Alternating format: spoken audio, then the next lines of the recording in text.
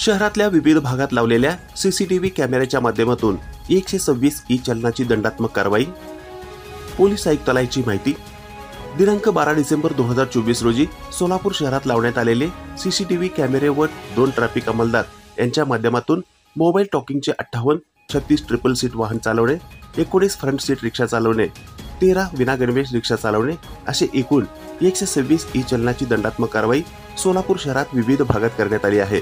तसेच एकूण 2,13,500 रुपये रक्कम दंड करण्यात आल्याची माहिती सोलापूर पोलीस आयुक्तालयाकडून गुरुवारी रात्री 11 वाजण्याच्या सुमारास पत्रकारांना प्रेसनोटच्या माध्यमातून देण्यात आली आहे।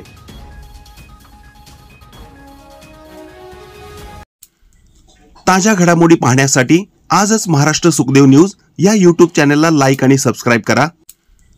ताज्या घडामोडी पाहण्यासाठी आजच महाराष्ट्र सुखदेव न्यूज या YouTube चॅनलला लाईक आणि सबस्क्राइब करा।